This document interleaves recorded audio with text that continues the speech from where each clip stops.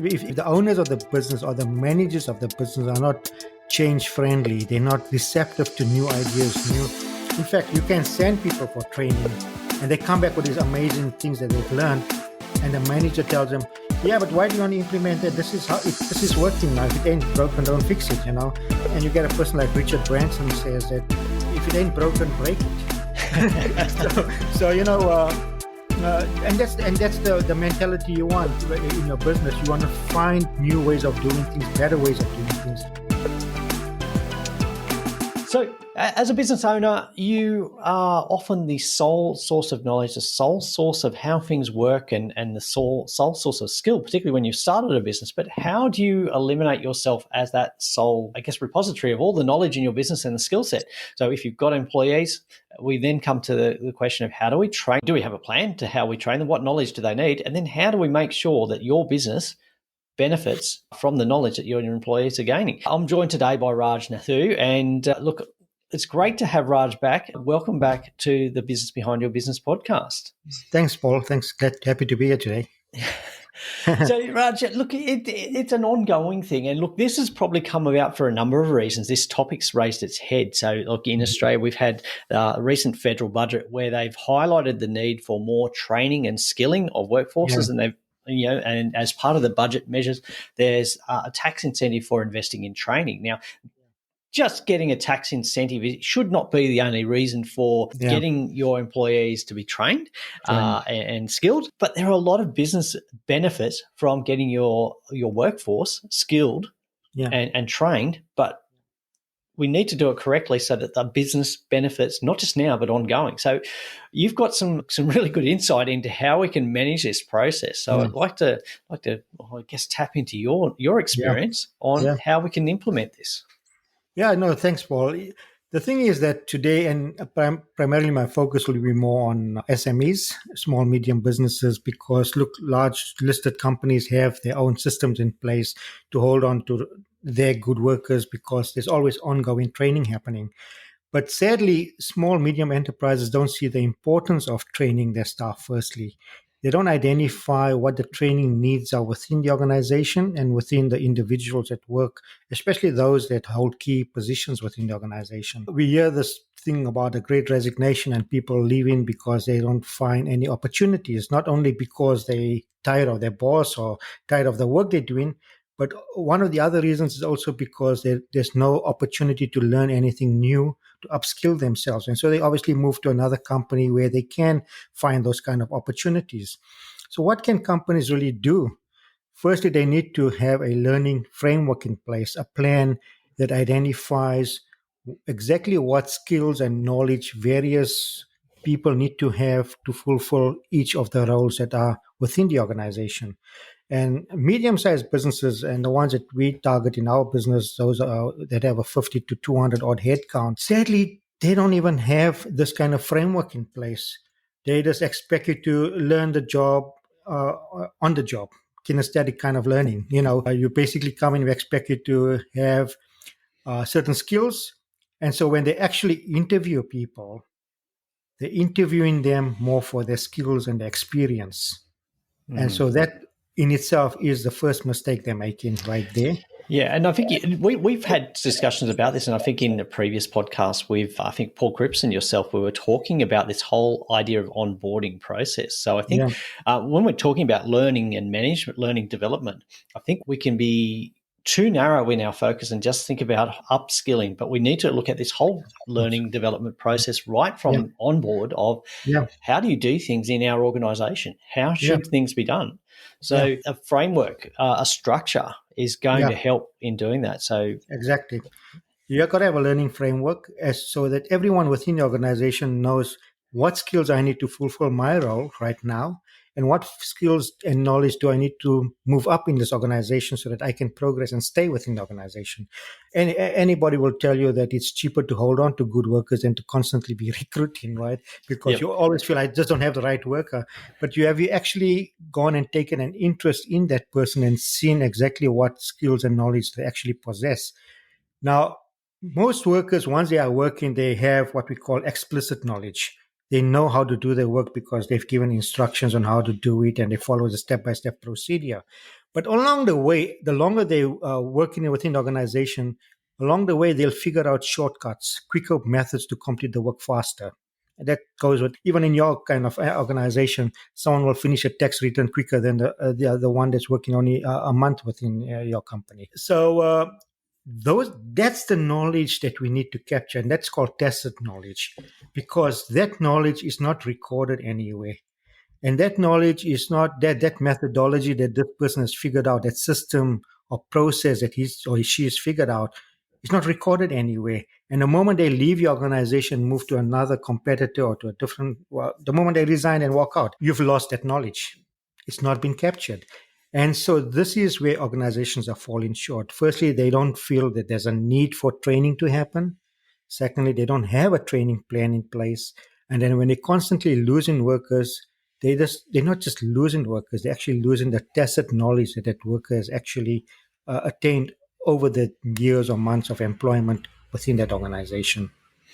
Yeah, and that lack of sharing of knowledge or skill is a serious problem, because absolutely, if I've developed a way of doing something quicker, then why shouldn't I share that with the whole team? Because it's my interest that the whole team performs. Exactly. The success of the company and my future remuneration is dependent on the success of the company. Yeah. So sharing that knowledge means that we can achieve more, we can be more productive, but we can also go on to, I guess, capacity to provide more services or better services. Yeah. And look, well, I think one of the impediments to equipping staff as well is this lack of sharing. So I know as an employer in the past, I've sent my team to conferences, and I was being really, I guess, frustrated and annoyed of the lack of sharing of knowledge when they come back. So I've invested, in some cases, thousands of dollars to send people to a conference for learning, and particularly where there's new developments in how we should be operating. And when that employee returns to the business, there's no sharing of that knowledge. There's no feedback of how we can use this new knowledge to improve what we do or offer a new service. So we need to have a framework as well where that learning is targeted, but accountability for what you've learned and sharing of it. And the other thing, that's the reason why people don't spend money on training employees, I think, is because they don't share the knowledge and then they leave. But I'm reminded of that quote. Yeah, true. But the thing is that it starts again with the owner of the business or the managers at the various level. That do they actually create that culture? Yep. So is a culture created where we give you the opportunity to share with everyone in the team environment or however, show us what you learned last week at the conference and how it can make our work better or more efficient or more effective in the way we do our work, our processes. That's number one. Number two is, do you actually have some kind of incentive plan in place where that encourages someone that, hey, if I actually share this, it's part of my KPIs. And I'll give you an example of that. A company in the USA called Zappos, which is the largest online shoe retailer in the world, they've got this culture of sharing where, firstly, their quarterly KPIs, one of those KPIs is actually what have you done in this past quarter that you've shared with other people in this organization.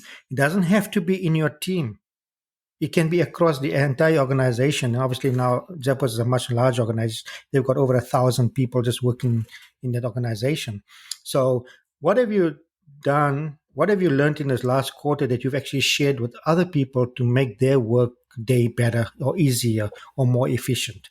And that is recorded as a KPI. And it also determines whether or not, part of the determination of whether or not they will get a quarterly increase. So instead of having annual wage increases, Zappos has quarterly increases. And so that KPI will contribute to that quarterly increase as well. So there's an incentive right there in dollars and cents. And I think the rewarding that sharing of knowledge is a key thing. I think of probably the employer I worked for where they did this really well was how we were encouraged or actually required to share all knowledge from what was compulsory training at times. We had to do a certain number of hours of compulsory training and professional development. But the way that we were encouraged to share what we had learned and also challenge the way that we did things to Mhm. improve the whole business Yeah. was really good. And I contrast that with several other employers where I've worked, and the compulsory professional development is resented. And it's sort of like, well, let's get it done as cheaply as we can with as less Mhm. interruption. And don't you dare waste anybody's time when you come Time. back to the office, because we've already Yeah. dealt with that. Yeah. And And yeah, and and sadly, that's as a coach and as a trainer, the latter scenario is the one that I'm confronted with more often than the former one, because managers look at training as a burden, as a disruption of their day-to-day processes and goals that they want to achieve, and they don't realize the importance of it, of what knowledge adds to the business, and someone learning something new is not only going to make someone's workflow or workday better if they share that knowledge, but it's also going to deliver a higher level of customer service to the client, where you might have happier clients. For argument's sake, I'll give another example where I was training a group of young accountants a couple of weeks ago, and I asked them that, so how do you present to your client their annual financial statements? And they say, well, we show them here's the income statement, balance sheet for this year, and this is how it compared to last year, and this is how much profit you made this year compared to last year. And I tell them that, I said, but what if your client is not a financial person? And adults by nature will not simply say, sorry, I don't understand finance. I don't understand a debit from a credit or an income from a liability, for that matter. And I don't even know that they don't belong in the same final accounts. They will just accept what you say because they trust you. But at the back of their mind, they're asking themselves, geez, I'm paying these guys $5,000 for my accounting work every year, and I don't know what value they add into my business. So the thing is that knowledge is not only about making your colleagues in the workplace smarter, it's also about making your customers smarter so that they can make better decisions as well. Now, what if you, as an accountant, presented the financial statements to that client graphically, showing them in a pie chart or in a trend chart that look over the past 5 years? This is the things, these are the anomalies we've picked up in your business. There are certain expense items that are going up unnecessarily, and we can't figure out why. Maybe there's theft happening in the business. For all I care, someone's actually slowly stealing money from the business. It could be anything. It could be stealing inventory. Who knows, right? And until the business owner, who's not financially savvy, is not given an opportunity to understand this in a different way, he'll just accept what you're telling him. So you look at knowledge as a way of giving you a competitive advantage with your customers as well. yeah, and look, I've had that experience recently. So we, as part of what we do when we're working with clients on a monthly basis, is we Hmm. review their performance, but we explain Hmm. why the results were what they were and what that actually means.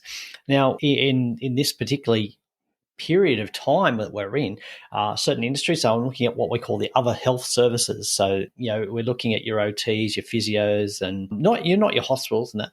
Hmm. But it came out, and look, we've used IBIS World report industry reports as a Hmm. base, because there's a lot of good research and Yeah, findings yeah. they've got there.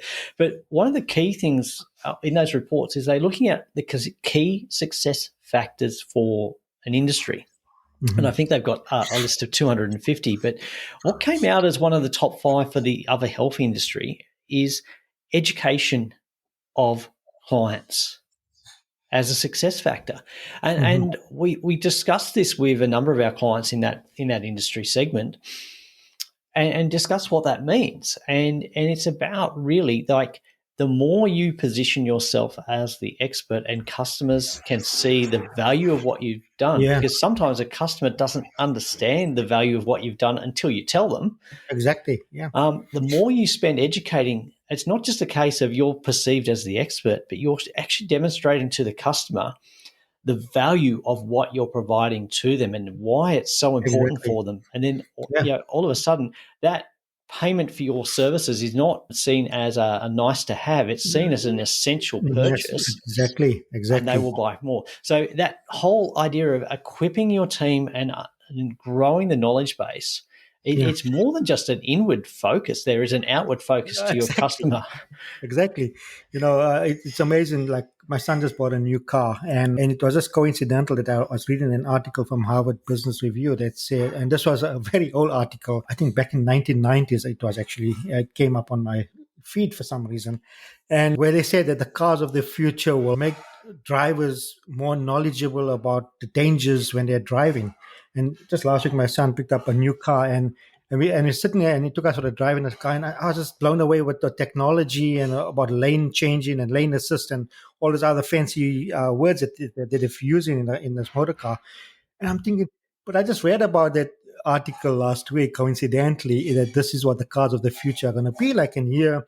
So now drivers being the customer of that particular, they're in a position to make more intelligent decisions when they're driving. Same thing with the example you just gave. If a person goes to a physiotherapist or an OT for some treatment, and then they'll know that, okay, in future when I'm exercising or whatever, I got to be more self-aware of certain exercises I'm doing because they might harm me or may not be good for me because of my physicality or whatever the case may be. But if you have a therapist who doesn't communicate well, doesn't share this knowledge with a client, the client's going to feel, well, I spent like $80 in the last hour with this person, but I'm feeling a bit better, but I don't feel that I'm any more wiser. Mm, mm. And it becomes a resented purchase. And then, so the second time around, Exactly. they're going to think very hard. Or no, they're not going to think hard. They're going to think very reluctantly about parting with their money for that Yeah. service. But Yeah. if you educate and share the knowledge of why it is important and what's actually going on here. Yeah. Okay. Right. Okay. So that initial first meeting or first treatment, we're really just touching the surface, but we need the follow up because we have to deal with these issues. And if we Yeah. don't, this is what is going to Yeah. happen. And based on that knowledge, if you're going to say, right, okay, well, I know I'm going to have at least 4 more treatments. So yeah, book me in for those That's it. now. That's Whereas it. if I walk away and I think initially, okay, yeah, you really only just touched on it, but I don't feel better. Yeah, You're going to exactly. think, well, hang on, is this guy any good? I might go somewhere else next time. So Yeah. Yeah. Similarly, businesses also have to understand that we are evolving. There was towards the end of the last century, we were more data driven, and then data got converted more into information.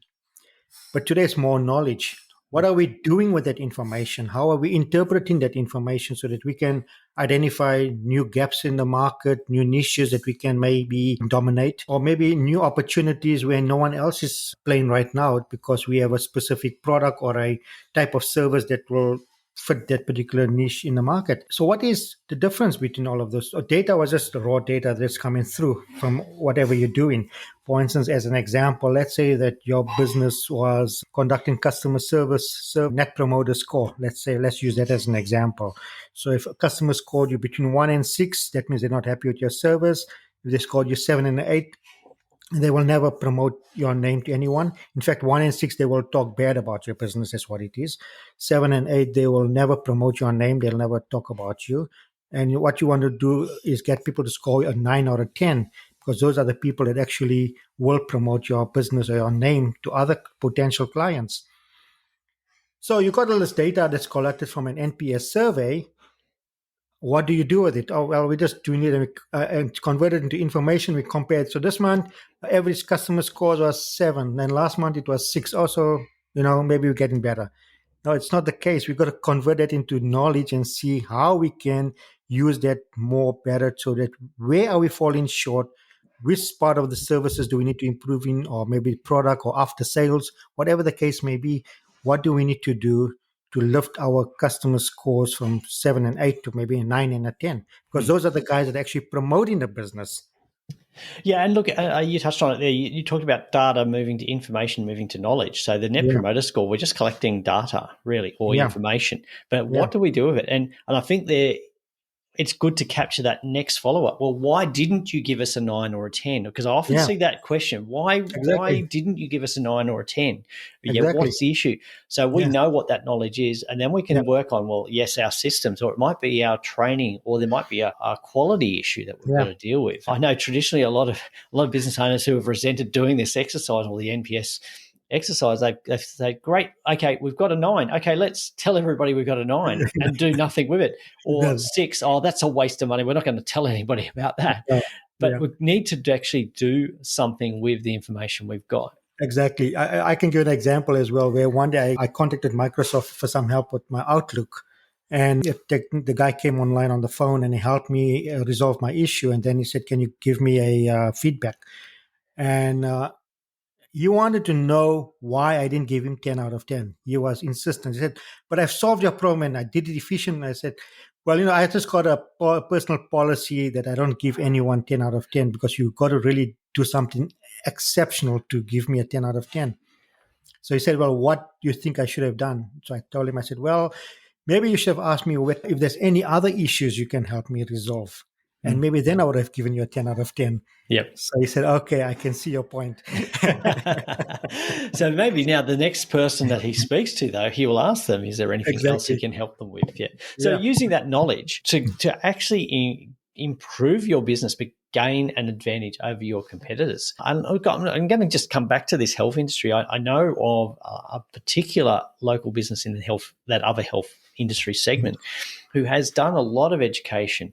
Mm-hmm. Now, in this last couple of years where a lot of businesses have really contracted and not grown, this business has grown exceptionally. They are known as the industry leaders. And what they've done is that they've taken knowledge about what's going on, what are the issues that people are dealing with or have problems with. They've communicated and educated, and now they have the advantage because everybody knows these people are the best in the business because they tell us how things work and what we need to do. Yeah. We're going to go to them. We're not going to even look at their competitors. Great. That's what you want, right? Yeah, absolutely. And look, I think every business has that opportunity. I think every business has that opportunity. But I think sometimes we don't want to change. Was it those most dangerous words for any organization?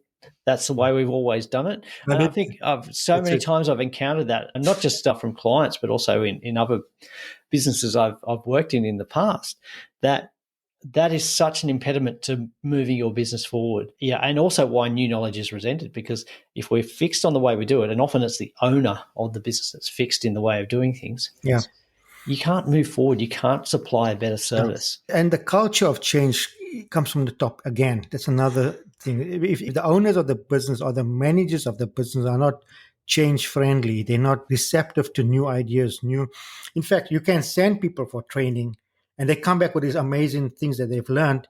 And the manager tells them, yeah, but why do you want to implement it? This is working now. If it ain't broken, don't fix it, And you get a person like Richard Branson says that if it ain't broken, break it. And that's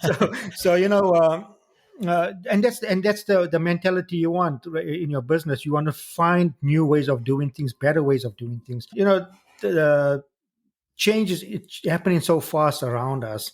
There's so many apps and tools and technological gadgets that are coming out that will make things faster or better or give you an edge. But the thing is this, right? And this is the way I look at it, that technology, that equipment, those resources are available to everybody in an industry. So really speaking, there's no competitive advantage anymore there. Well, I'm going to disagree with you a little bit there, Raj. Okay, but I'll tell you what. Okay, and go ahead. And maybe you're leading into it. Maybe I've interrupted too early, but I think there is a competitive advantage because a lot of my competitors, a lot of your competitors, and a lot of our listeners' competitors will choose not to act on that knowledge. They will choose to ignore it, and they won't act. So, and they will probably die away. But the forerunners are literally they have the capital, they have the access and the capacity to go and acquire the technology. So really speaking, competitive advantage is gone. It's a given that if you're not receptive to change, you're a dinosaur. Basically, you become a dinosaur very quickly. That's a given today, I think. But I don't think that's a reason for not doing it, though. Because no, definitely not. But the only competitive advantage you really have today is knowledge and people. How knowledgeable your people are and how quick they can and effectively they can service your clients, and how much of knowledge you're retaining within the organization that gives you that competitive advantage. Those are the two main competitive advantages you have in business today. And sadly, a lot of businesses, medium-sized businesses, don't look after that. Mm-hmm. So, Raj, how do we go about designing a process or a system where we, deliberately plan how we're going to educate our team, including ourselves as owners, Yeah. and how we're going to use that knowledge to grow our business by using it as a competitive advantage to deliver better quality products and services to our customers. Yeah. Look, there's a new line of thinking that has emerged from the USA, and it hasn't sort of yet gained momentum here. And that is that, look, in the past, companies regarded learning and development as the duties of an HR manager. That's now broken away. And learning and development now is a separate vertical compared to human resources. Learning and development now in forward-thinking companies have a seat at the boardroom table now. Because if a company has planned a certain pathway, a vision, or a strategy for the next 5 years, the L&D guy is going to tell them whether it's capable of us going down that pathway or not, because we don't have the skills and knowledge to go down that pathway. And we need to train people to get there before to that vision or that goal that we want to achieve. So forward-thinking companies are now giving learning and development managers a seat at the table where they can make those decisions at the embryo stage. And then we go about training people and getting them ready so that we can go and get those goals that we want to achieve over the next 5 years and achieve the vision that we want to achieve for this business. So that's the first thing.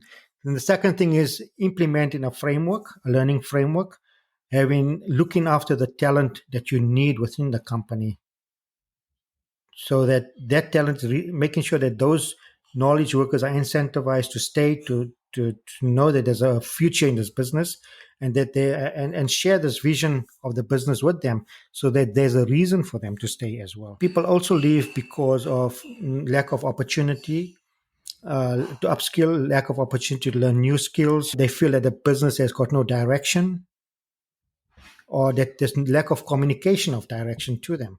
Oh, I didn't know we're going to do this, otherwise I wouldn't have left. Things like that, So, yeah. Yeah.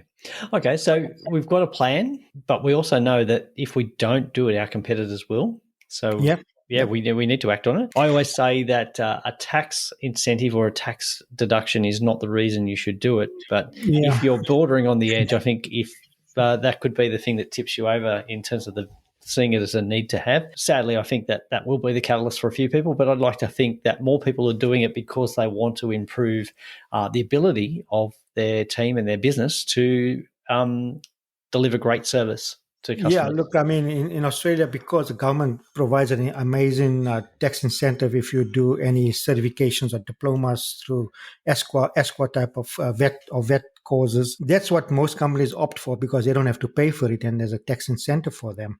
And that's really sad, because while those courses are good, I don't take anything away from them, but they may not address your specific requirements, because they're generally designed to be a one-size-fits-all kind of training. So unless you have good trainers that are coming to deliver the training, who are able to contextualize the material to your specific needs, really speaking, you're just going to have someone who is different industries learning the same material. Yep. And that's not what you want. So that's where the learning framework comes into play. It's something what I call a corporate academy, where if you set up a learning framework within your organization that has courses and learning resources that apply to your specific business. So you've actually designed your own corporate academy within your organization. And so anyone that wants training knows where to access it. If someone has figured out a shorter way of doing things, they do a quick Loom video recording, and it's put up into the shared drive, and anyone can access, okay, this is how I process a claim for an insurance or something like that, in a quicker way rather than going a long-winded way, and those type of things. And if a company doesn't have even that set up, then this is where they're going to fall short. This is where others are going to have that competitive advantage. Okay, so look, I think pretty easy to start the process. I think everything should start, and it's not about having the perfect system to start with. Start with something, and invest in your team, invest in your own knowledge to grow your business. And today, medium-sized businesses don't need a full-time learning and development manager. There are companies like ours where we consult and provide this as an outsourced service. But there are many ways to do this, and technology also allows you to set up your own corporate university or corporate academy for your organization. And look, I think you touched on that very, very well there, Raj, is that it's not up to you, because we often look at a business owner and they've got so many different hats that they're wearing. Yeah. And one of the things we keep saying or trying to reinforce is that you don't have to be doing everything as the business owner. No. Use the skills of other organizations, of other professionals. Yeah. And then that way you can concentrate on what you're good at. You can still concentrate on growing your business, working on the business, but you're using the skills that other people already have. And that's going to be much more effective. Yeah, look, I mean, many businesses don't even have a full-time HR manager. It's outsourced. Similarly, learning and development can also be outsourced. And you rather bring in a specialist person with expert knowledge, and he's going to develop or she's going to develop resources that relate to your particular business, rather than you buying something off the shelf that totally is unrelated to the work that you actually do in your organization. Great. Well, thanks, Raj. Again, always a pleasure talking to you and helping to unpack this whole idea of how we can use knowledge to gain competitive advantage and why it should not be a nice to have, but it must be an essential part of your business. Thanks, Paul. Thanks for the opportunity. Thanks for listening. Do you have a question you'd like our team of experts to answer? If you do, send your question to podcast@thebusinessbehindyourbusiness.com. To hear more from The Business Behind Your Business, don't forget to subscribe using your favourite podcast player. Or you can visit the businessbehindyourbusiness.com website.